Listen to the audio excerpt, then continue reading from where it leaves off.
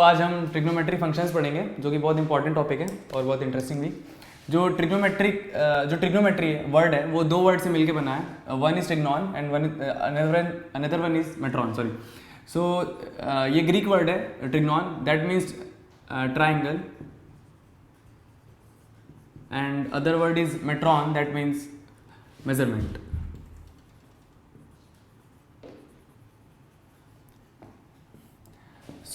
आपने previous classes में पढ़ा होगा कि एक राइट एंगल ट्राइंगल दिया रहता था।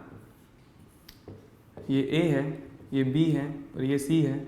बी पे राइट एंगल है और एक एक्यूट एंगल थीटा दिया रहता था। तो हम इसे ट्रिग्नोमेट्री रेशियोज निकालते थे। मैं ए के अपोजिट साइड को ए ले लेता हूँ, बी के अपोजिट साइड को बी, एंड सिमिलरली सी के अपोजिट साइड को सी।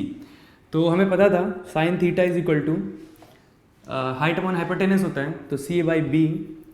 Cos theta is equal to base upon hypotenuse होता है, that is A by B, and tan theta which is equal to height upon base, that is C by A. So ये हमने previous classes में पढ़ा है। So now what is angle?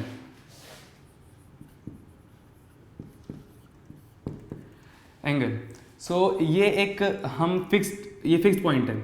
इससे हम एक लाइन ड्रॉ करेंगे, सॉरी। तो ये एक फिक्स लाइन हो गई और ये फिक्स लाइन हो गई, और इसी के ऊपर एक और लाइन है जो अभी हमें दिख नहीं रही है, उसे हम रोटेट करेंगे। सपोज अभी ये यहीं पे है और हमने इसको इतना रोटेट किया पॉजिटिव डायरेक्शन में थीटा, तो ये सपोज रे ए है और ये रे बी है। तो हमने इसे काउंटर क्लॉकवाइज डायरेक्शन में रोटेट किया, तो क्या कहते हैं, काउंटर क्लॉकवाइज डायरेक्शन में रोटेट किया तो ये पॉजिटिव है, और अगर हम इसे क्लॉकवाइज डायरेक्शन में रोटेट करेंगे तो ये नेगेटिव होगा। तो आपको पता है जो क्लॉकवाइज डायरेक्शन है वो जिस डायरेक्शन में हमारी क्लॉक चलती है, that is in this direction. So अगर हम जिस लाइन को हम रोटेट कर रहे हैं, अगर हम उसको क्लॉकवाइज डायरेक्शन में घुमाएंगे तो वो नेगेटिव होगा, और अगर एंटी क्लॉकवाइज घुमाएंगे तो वो पॉजिटिव होगा। तो एंटी क्लॉकवाइज को हम काउंटर क्लॉकवाइज भी कहते हैं। This direction is anti clockwise,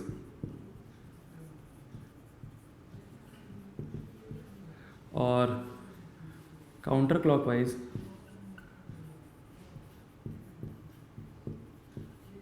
और ये जो डायरेक्शन है ये क्लॉकवाइज है।